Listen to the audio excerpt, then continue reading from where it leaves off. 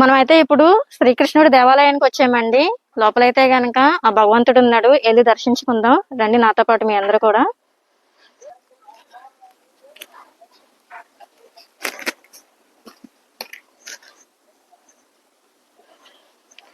చూసారా గుడి కోదాం, ఇది తాటి కమ్మలు అనమాట.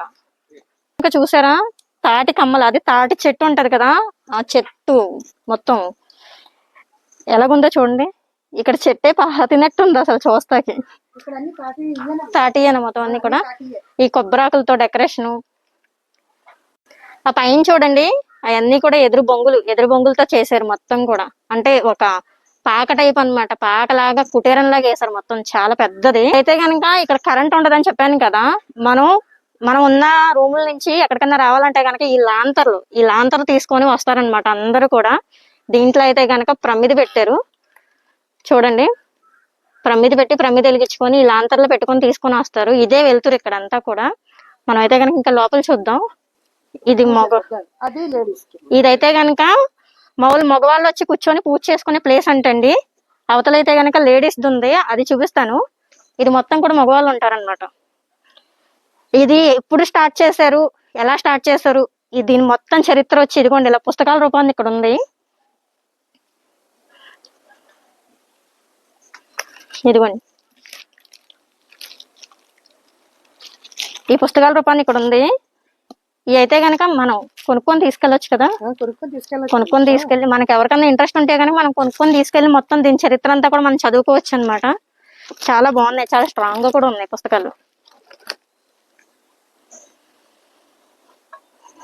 ఇదేంటమ్మా? తులసి పూజ చేస్తారా?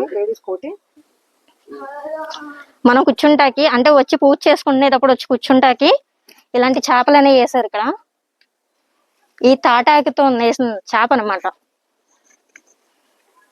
అక్కడైతే గనక స్వామీజీ ఉన్నారు. చెప్పండి అమ్మా ఈ స్వామీజీ గురించి. ఈ స్వామీజీ మీరు రాజమండ్రి ఎప్పుడు ఇతర ఇస్కాన్ గుడిలోకి వెళ్ళారా?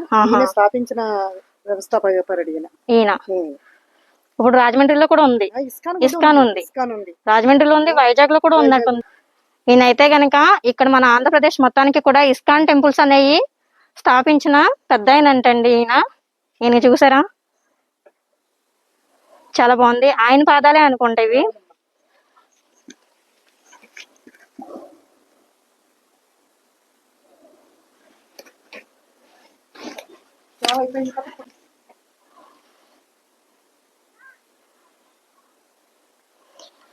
మనం ఆ స్వామికి అయితే గనక దీపం పెట్టుకోవాలనుకుంటే గనక ఇక్కడ దీపారాధన చేసుకోవచ్చండి. మనం ఇక్కడ పీటలా పెట్టి దీపాలు పెట్టుకుంటున్నారు. ఇందాక చెప్పాను కదా, అటు సైడు మగవారు కూర్చుంటారు పూజకి, ఇటు సైడ్ అయితే గనక ఆడవారు కూర్చుంటారండి. మధ్యలో అయితే గనక తెరలు వేసి ఉంటాయి. ఈ తెరలు చూడండి, మధ్యలో అయితే గనక ఫుల్ గా తెర వేస్తుంటది అనమాట. అటు ఇటు కూడా, అటు మగవారు ఇటు అయితే గనక ఆడవారు.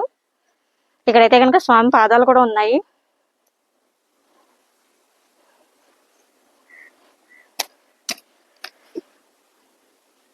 రెండు రోజుల క్రితం అయితే గనక గిరి ప్రదక్షిణ గోవర్ధన గిరి.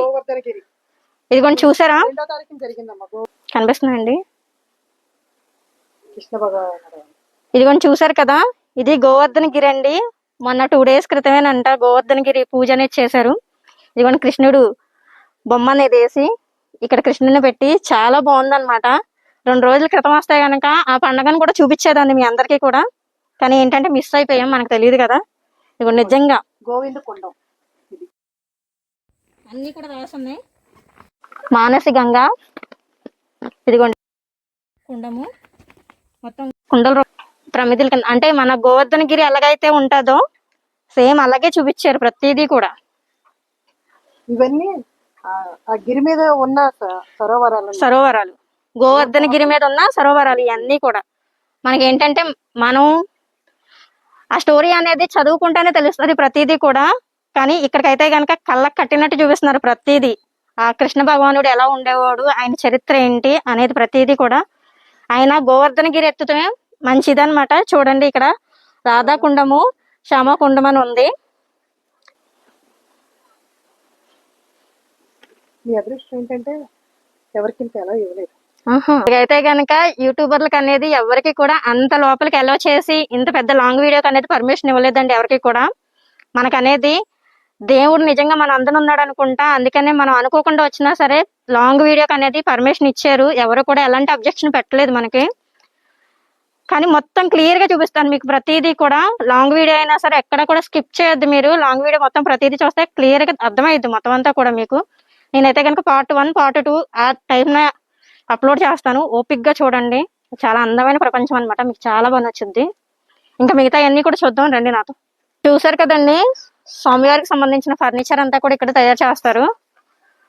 ఇదిగోండి చూడండి, మొత్తం లోపలంతా కూడా చెక్క ఉంది. మనం ఛార్జింగ్ లో పెట్టుకోవడానికి కరెంట్, ఫర్నిచర్ తయారు చేసి ఇక్కడ కరెంట్ ఉండదు.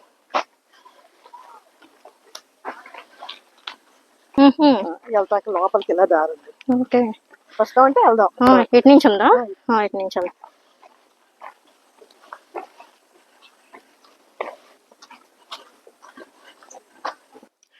ఈ మంచినీళ్ళ చెరువు నుంచే మొత్తం ఇక్కడ చుట్టుపక్కల ఉన్న పొలాలకు గాని పంటలకు గాని అన్నిటికి కూడా వాటర్ అనేది వెళ్తది.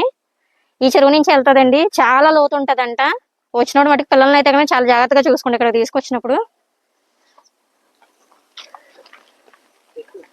అక్కడికి వెళ్ళిన తర్వాత ఇద్దురా. ఈ ఆశ్రమం మొత్తానికి ఒక పెద్ద ఆయన ఉన్నారండి ఫారెన్ కంట్రీలో. ఆయనకి నిర్మించిన ఒక ఇల్లు అనేది అదిగోండి చివరిన ఉంది, గెస్ట్ హౌస్. అక్కడికి అనేది ఆయన హౌస్ అనేది చూద్దాం ఒకసారి రండి. అంటే కొంచెం నడుచుకొని వెళ్ళాలి, లాంగ్ లో ఉంటది.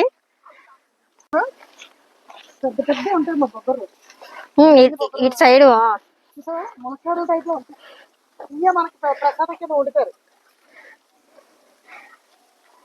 ఇది చూసారా ఈ బొబ్బర్లు? నేనైతే కనుక ఇంత పెద్ద బొబ్బర్లు అనేది ఎప్పుడు చూడలేదు. ఎక్కువ మా ఆడబడిచి తింటది అనమాట. మా ఆడబడిచి అయితే బాగా ఇంట్రెస్ట్ గా తింటది. మేము ఇంట్లో ఇంకెవరం తినం, తను తెచ్చుకుంటది అనమాట మార్కెట్కి వెళ్ళినప్పుడు. తను తీసుకొచ్చిన ఇంత పెద్ద అయితే కాదు, చిన్న సైజు ఉంటాయి. ఇక్కడ చూడండి, ఈ వాటర్ కి ఈ నేలకి అనుకుంటా ఎంత పెద్దగా ఎంత బాగా పెరిగినాయో. వంటకి తీసుకొని వెళ్ళిపోయారు. ఇదిగోండి సొరకాయ. చెప్పాను కదా ఇక్కడ ప్రతిదీ కూడా వీళ్ళు తినేది ఇక్కడే పండించుకుంటారని. సొరకాయ, బొబ్బర్లు, వారి కూరగాయలు అయితే కనుక పంటలు అటు ఉన్నాయంటే అవి కూడా చూపిస్తాను మీకు.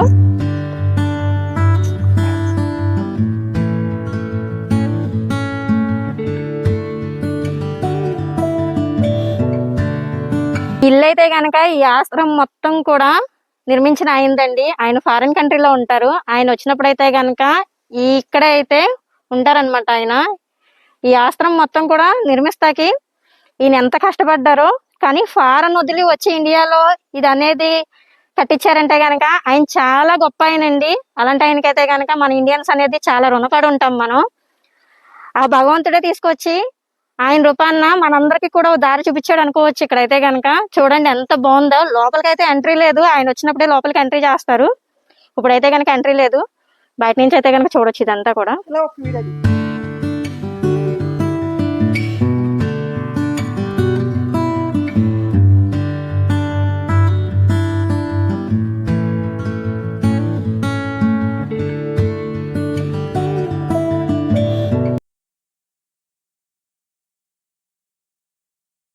ఇప్పుడు దాకా అయితే అక్కడ మనం ఆశ్రమం మొత్తం చూసాం కదండి, వాళ్ళ వంటగది కానించి వాళ్ళ జీవన విధానం అంతా కూడా.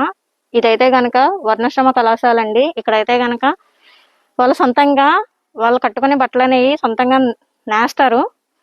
చేనేత కళాశాల అంతా కూడా బయట ఉంది, పైన ఉంది. లోపలికైతే కనుక ఒకసారి వెళ్ళి చూద్దాం. ఇది చూసారు కదండి, ఇది మగ్గం. అంటే నాకు తెలిసి మగ్గం అంటారు. మనం సొంతంగా బట్టలే నేసుకుంటాం కదా, వీళ్ళైతే కనుక వాళ్ళు కట్టుకునే బట్టలన్నీ కూడా వాళ్ళు సొంతంగా నేసుకుంటారు అనమాట, తయారు చేసుకుంటారు. ఇక్కడ మిషను, ఇది ఇంకో మిషను. ఇక్కడైతే కనుక ఇంకోటి ఉంది, చూద్దాం రండి. అదైతే కనుక నాకు తెలీదు. ఇది కూడా చేనేతకి సంబంధించిందేనండి. ఇదైతే కనుక దేనికి ఉపయోగపడుతుందో కూడా తెలియదు నాకు. నేను చాలా సినిమాల్లో వాటిలో చూసాను ఇది. ఇది దేనికి ఉపయోగిస్తారా అనేది మీకు తెలిస్తే కనుక కామెంట్ చేయండి.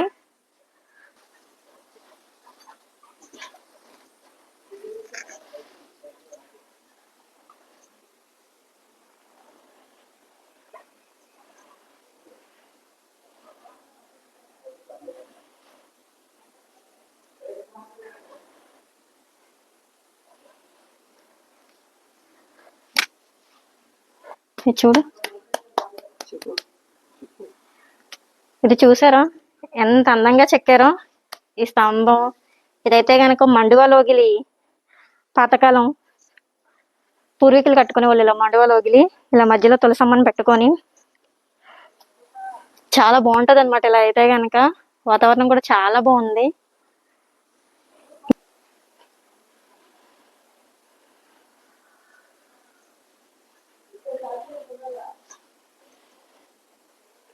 ఈ లోపలికి వెళ్ళొచ్చా?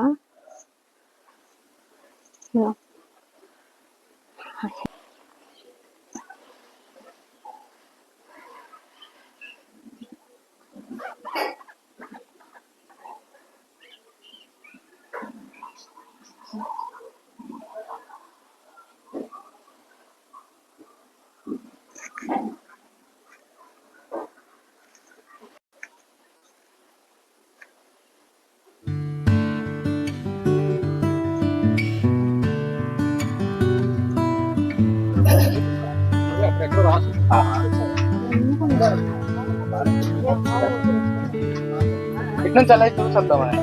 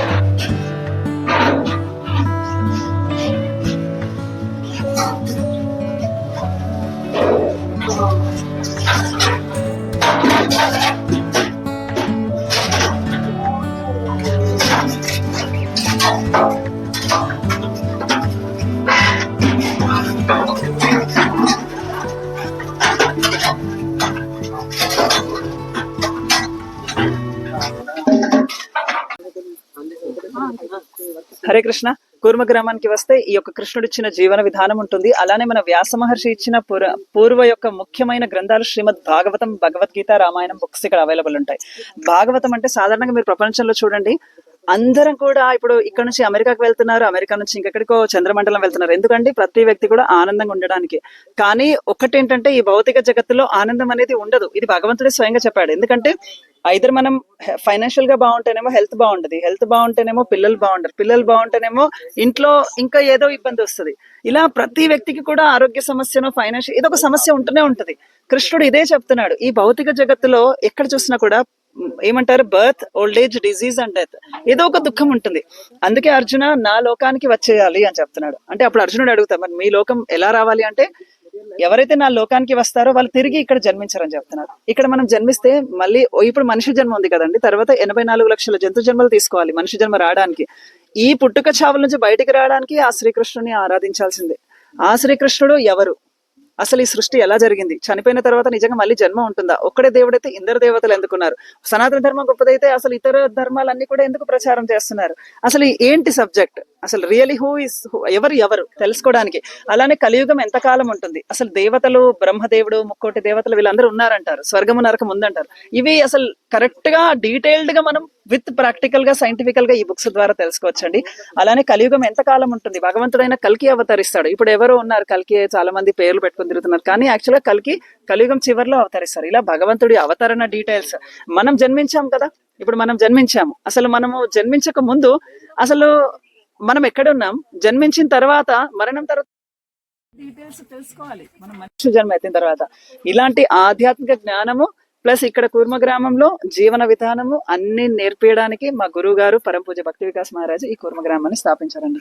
హరే కృష్ణ.